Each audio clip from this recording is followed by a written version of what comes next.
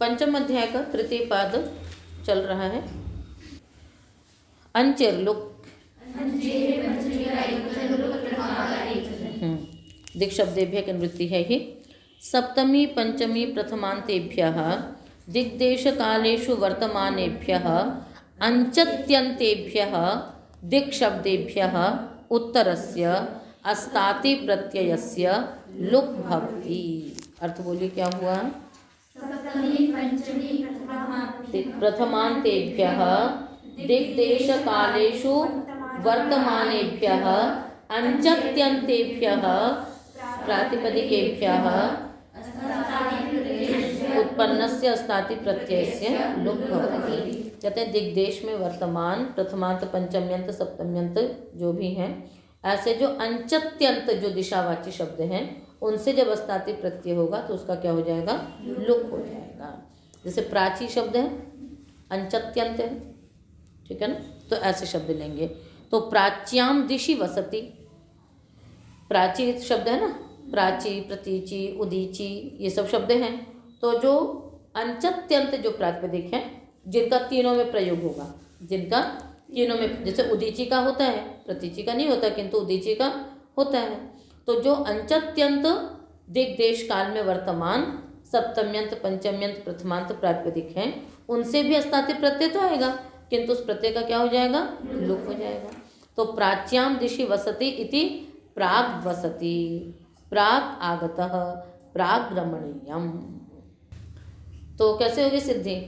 प्राची शब्द है, प्राच्याम दिशि वसति, तो प्राची आगे अस्ताति, अस्ताति का क्या हो गया? लुक् हो गया। तो मूल शब्द क्या था? मूल शब्द क्या था? प्राक, प्राच है ना, मूल शब्द तो क्या था? प्राक।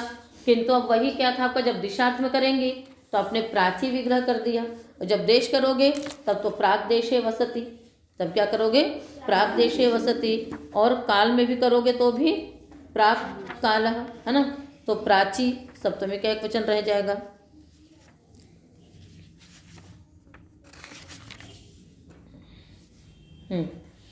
तो पहले प्राक शब्द बना लीजिए, पहले क्या बना लीजिए? प्राक शब्द बनाइए। तो प्राक शब्द बनेगा, मूल शब्द तो आपका प्राच बनेगा। तो कैसे बनता है पढ़ चुके हैं आप लोग है ना। प्र उपसर्ग रखेंगे, अंचु धातु ऋत्विक दध्रिक स्रग दिगुष्णी गंचु युजिकृन चाम टसे क्विन प्रत्यय कर लेंगे। प्र अंचु क्विन, क्विन का सर्वापहारी लोप होगा। अनिदिता मलोध्याय किंगिति से उपधान आकार का लोप हो जाएगा। क्या बच जाएगा? प्र अच, ठीक है ना। फिर उसके बाद यहाँ पर क्या होता है? प्र अच प्राच बन गया। फिर एक वार्तिक है अंचतेश चोप संख्यानम, अंचतेश चोप संख्यानम। ये वार्तिक कहाँ पर है पता है? जो ङीप विधान करने वाला सूत्र है उगितश्च, उगित प्रातिपदिक से कहा गया है ना, किंतु ये तो क्या आपका धातुत्व का परित्याग नहीं करते हैं ये शब्द, तो इसलिए यहाँ पर विधान कर दिया कि अंचति से भी ङीप का उपसंख्यान कर दीजिए। तो फिर क्या बन गया? अभी नहीं बना। तो प्र अच आगे ङीप, अभी भी क्या बना आपका? प्र अच आगे ङीप बना। फिर उसके बाद आपने क्या किया? यचि भम से भा संज्ञा की, ङीप के परे रहते प्र अच की, ठीक है। फिर इसके पश्चात सूत्र लगता है अचह, है ना, अचह सूत्र लगता है। वो क्या करता है? अचह अर्थात अचह भासंज्ञकस्य अचह अंगस्य अचह अकारस्य लोपो भवति। दीर्घ तो चौ से होता है, उदय ईत से ईत होता है, अचह से अकार का लोप होता है, भाष्य के प्रकरण में है। तो क्या हो गया? भ संज्ञक अच के आकार का लोप हो गया, तो प्रच रह गया। प्रच आगे ङीप, फिर उसके बाद क्या होगा? चौ। चौ क्या कहता है? अभी सूत्र पढ़ा नहीं आपने, है ना। चू के परे रहते, है ना, चू के परे रहते पूर्व अच को दीर्घ हो जाता है। तो चू से यहाँ पर वही लिया जाता है कि लुप्त आकार, अंचति का जो लुप्त आकार हो जाता है, उस चू के परे रहते प्र को दीर्घ हो गया तो क्या बन गया? प्राच। और ङीप था ही आपका, तो क्या हुआ? प्राची। अब प्राची की प्रातिपदिक संज्ञा करके फिर आप क्या लाएंगे? ङी लाएंगे। तो प्राची आगे ङी, फिर उसके बाद अस्ताति प्रत्यय किया आपने, उसके बाद फिर अस्ताति प्रत्यय अंतर्वर्ती विभक्ति का लुक करेंगे, अस्ताति प्रत्यय का भी लुक कर देंगे, तो प्राची बना।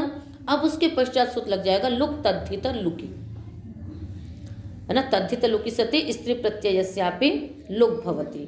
तद्धित का लुक हुआ है, ठीक है ना। तद्धित का लुक हुआ है किसका? नहीं, अस्ताति का। अस्ताति के लुक होने के कारण से स्त्री प्रत्यय ङीप का भी लुक हो जाएगा, तो क्या बनेगा? प्राच। प्राच बन गया। अब उसके पश्चात आप क्या कर दीजिए?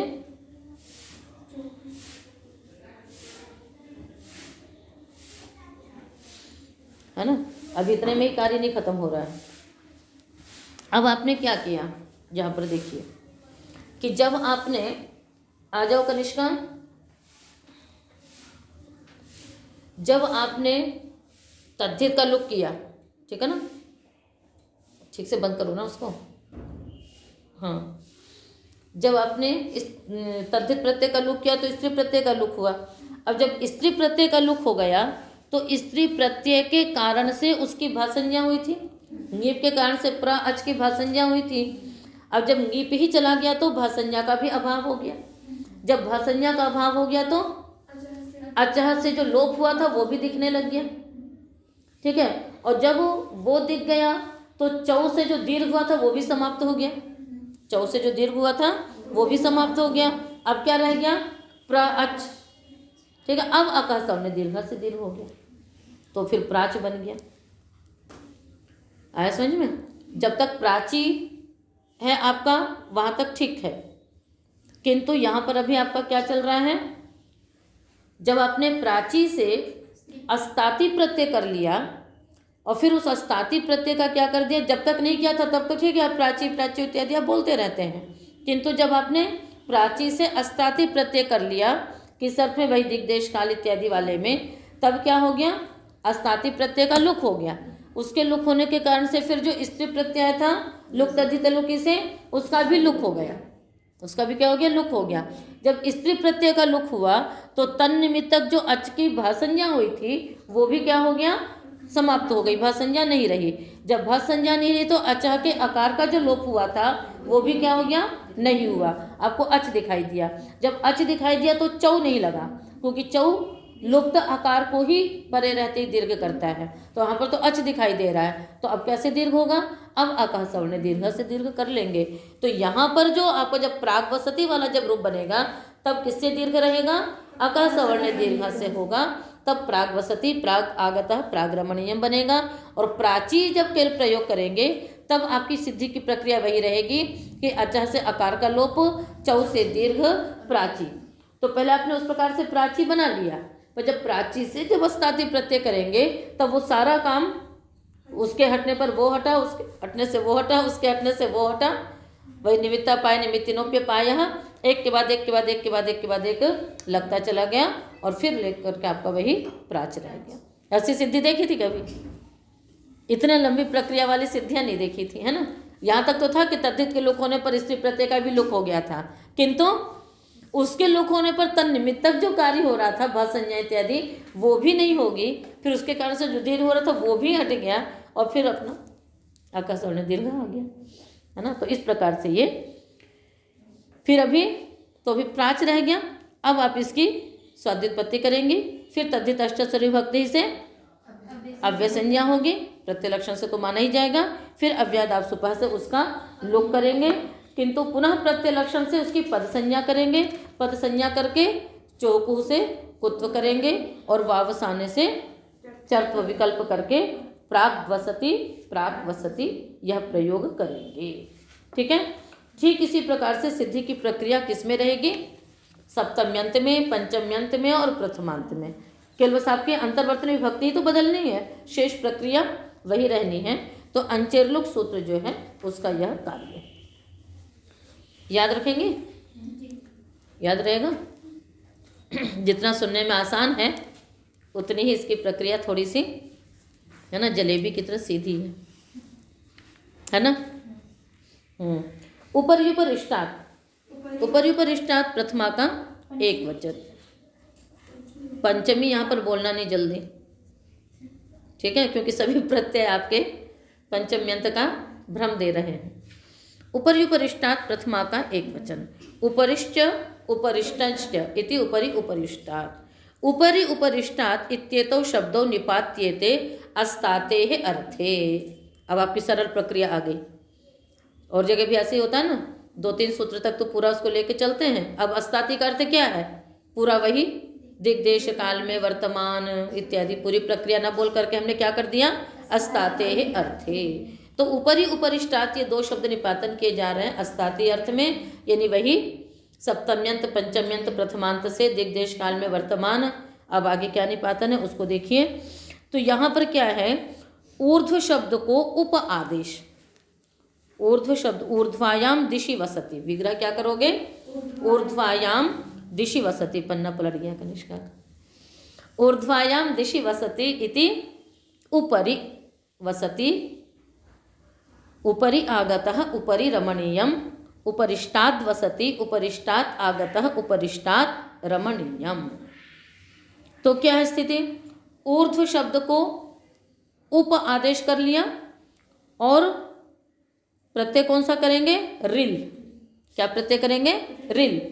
तो ऊर्ध्व शब्द को उप आदेश, रिल प्रत्यय क्या रह गया?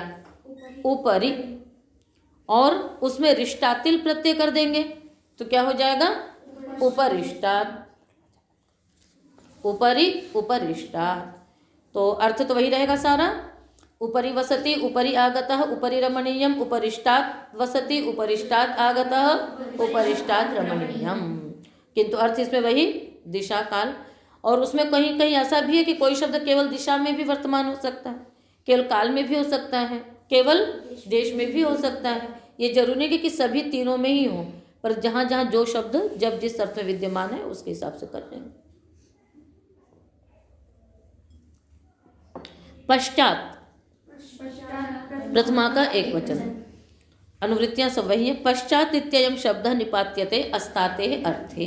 पश्चात यह निपातन किया जाता है अस्ताति अर्थ में। तो क्या निपातन करेंगे? पश्चात वसति, ठीक है ना। तो यहाँ पर क्या करेंगे? अपरस्याम दिशि वसति। अपरस्याम दिशि वसति, अपर मतलब दूसरा। तो यहाँ पर अपर शब्द को पश्च आदेश, अपर शब्द को पश्च आदेश और आति प्रत्यय। तो पश्च आति, आति के ई की संज्ञा हो जाएगी। उसके पश्चात यचिवम यस्यति च पश्चात। पुनः वही तद्धितश्च सर्वभक्ति अव्ययाद अब सुपह रहेगा ही, पश्चात बन गया। पश्च पश्चात छंदसी, तो वहां पर भी रहेगा ना पश्चात वसति पश्चात आगतः पश्चात रमणीयम। पश्च पश्चात छंदसी। पश्च प्रथमा का एक वचन, पश्चात प्रथमा का एक वचन, च व्यपदम छंदसी सप्तमी का एक वचन। पश्च पश्चात इत्येतौ शब्दों निपात्येते अस्तातेः अर्थे।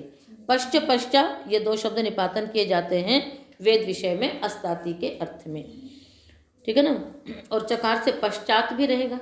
तो पश्च पश्चात पश्चात तीनों का एक ही अर्थ है, उदाहरण वही रहेगा, ठीक है। तो क्या होगा? अपर शब्द को पश्च आदेश, अपर शब्द को पश्च आदेश अकार प्रत्यय। तो पश्च अ यचुहम यस्यति च से एक अ का लोप कर देंगे पश्च, और जब आ प्रत्यय करेंगे तो पश्चा। और ऊपर हमने क्या किया था? आति प्रत्यय किया था तो पश्चात था। तो पश्च सिंह पश्चात सिंह पश्चात सिंह। पश्च मतलब पूर्व दिशा में सिंह है, पूर्व देश में सिंह है। पश्च सिंह पश्चात सिंह पश्चात सिंह। कहीं कहीं पर केवल सप्तम्यंत से भी कर सकते हैं, जहाँ जैसा प्रयोग मिलेगा वैसा कर लेंगे। उत्तराधर दक्षिणात आति, उत्तराधर दक्षिणात पंचमी का एक वचन, आति प्रथमा का एक वचन। समास करिए। उत्तरश्च अधरश्च दक्षिणश्च इति उत्तराधर दक्षिणम तस्मात् उत्तराधर दक्षिणात्। उत्तर अधर दक्षिण इत्येतेभ्यः दिक्शब्देभ्यः आतिः प्रत्ययः भवति अस्तातेः अर्थे। उत्तर अधर दक्षिण प्रातिपदिकों से आति प्रत्यय होता है अस्ताति अर्थ में। उत्तरस्याम दिशि वसति इति उत्तरात् वसति, आति प्रत्यय होगा, उत्तर आगे आत यचिवम यस्यति च उत्तरात् वसति। अधरात् वसति दक्षिणात् वसति, फिर वही उत्तरात् आगतः दक्षिणात् आगतः अधरात् आगतः, उत्तरात् रमणीयम अधरात् रमणीयम दक्षिणात् रमणीयम। तो आति प्रत्यय हो यचिवम यस्यति च लग करके अर्थ वही रहेंगे सारे। एन बन्यतरस्याम दूरे पंचम्याः, एन प्रथमा का एक वचन, अधूरे सप्तमी का एक वचन, अपंचम्याः पंचमी का एक वचन, न पंचमी अपंचमी, हाँ, न दूरम अदूरम तस्मिन अदूरे। अर्थ करेंगे सूत्र का। उत्तराधर दक्षिण शब्देभ्यः, ऊपर से नृत्य आ रही है, ठीक है। उत्तराधर दक्षिणा दाति की पूरे की नृत्य आती ही की नहीं आएगी, शेष पूरे सूत्र के नृत्य आएगी जो कि इसी सूत्र तक जाएगी। तो उत्तराधर दक्षिण शब्देभ्यः अपंचम्यन्तेभ्यः, अपंचम्यन्तेभ्यः एन प्रत्ययः परश्च भवति विकल्पेन अधूरे गम्यमाने अस्तातेः अर्थे। फिर से अर्थ करिए एक बार। दक्षिण शब्देभ्यः अपंचम्यन्तेभ्यः एन प्रत्ययः परश्च भवति विकल्पेन अधूरे गम्यमाने अस्तातेः अर्थे। कहते हैं उत्तर अधर और दक्षिण ये शब्द हों, किंतु अपंचम्यंत, तीन से हो रहे ना, सप्तम्यंत प्रथमांत और पंचम्यंत से, तो पंचम्यंत को छोड़ दिया, ठीक है। अपंचम्यंत होना चाहिए तो एन प्रत्यय होगा, अर्थ भी अस्ताति रहेगा किंतु अदूर गम्यमान हो, ठीक है। हमने जैसे कह दिया कि भाई कि पूर्व दिशा में रहता है तो वो तो बहुत दूर भी हो सकती है, पूर्व दिशा से आया बहुत दूर हो सकता है, और एक अदूर मतलब पास में ही है ना, तो यहाँ पर एन प्रत्यय होगा। उदाहरण क्या बनाएंगे? उत्तरेण वसति, उत्तरात् वसति, उत्तरतो वसति। क्या क्या प्रत्यय हो गया देखो। उत्तरेण वसति में एनप, उत्तरात् वसति में विकल्प से हो रहा है इसलिए उत्तरात् में आति, उत्तराधर दक्षिणादाति से, और उत्तरतो वसति में अतसुच, दक्षिणोत्तराभ्या मतसुच। तो जो पीछे वाले दोनों प्रत्यय हैं, कौन से दोनों? अतसुच और आति, वो दूर समीप सब में होगा, किंतु एन प्रत्यय जो है वो समीप में होगा, दूर में नहीं होगा। आगे समझ में? तो अदूर में तो उन दोनों को तो कुछ ऐसा नहीं था, तो सभी में हो रहा है। तो उत्तरेण वसति एनप, उत्तराद वसति आति, उत्तरतो वसति अतसुच। आगे चलिए, तो जहाँ पर जो प्राप्त है वो होता रहेगा। अधरेण वसति एनप, अधराद वसति और अधस्तात् वसति। यहाँ पर अस्ताति का विधान किया गया है, यहाँ पर तो अतसुच विधान नहीं किया है। और अधस्तात् में वही पूर्वाधरावराणामसि पुरधवश्चेषाम अस्ताति च आदेश हो जाएगा, तो अधस्तात् वसति। क्या रह रहा है उदाहरण आपका? आगतः वाला, क्योंकि वो पंचम्यंत है। समझ में आ रहा है ना काजल? इधर बैठ जाती तो दिखती नहीं है। चलो आगे। दक्षिणा का बनाओ उसी प्रकार से। दक्षिणेन वसति, दक्षिणात् वसति, दक्षिणतो वसति, दक्षिणेन रमणीयम, दक्षिणात् रमणीयम, दक्षिणतो रमणीयम। इसमें तो वही है एनप, आति और अतसुच। तो आप लोगों को प्रत्यय थोड़ा सा दिमाग में रखने पड़ेंगे कि कहाँ से क्या हो रहा है। इनका प्रयोग वही षष्ठ तसर्थ प्रत्यय में आता है। चलें आगे। दक्षिणादाच, दक्षिणात् पंचमी का एक वचन, आज प्रथमा का एक वचन। इसमें अपंचम्या की भी अनुवृत्ति आ रही है। अपंचम्यंतात् सप्तमी प्रथमांतात् दिग्वाचिनः दक्षिण शब्दात् अस्ताते अर्थे आज प्रत्यय परश्च भवति। अब सीधा सीधा आप ये भी कर सकते हैं कि अपंचम्यंतात् दक्षिणा प्रातिपदिकात् अस्ताते अर्थे आज प्रत्यय परश्च भवति। शेष सारे अर्थ अपने आप उसमें निगूढ़ हो जाएंगे। उदाहरण बनाएंगे। दक्षिणा वसति, दक्षिणा रमणीयम। तो पंचम्यंत को छोड़ दिया, अधिकरण और उससे हो गया। तो दक्षिण शब्द से क्या हुआ? आज यजुवम यस्यति च दक्षिणा। तो दक्षिणा से देखो कितने हो रहे हैं? दक्षिणेन, दक्षिणात्, दक्षिणतः, दक्षिणा, 4 हो गए।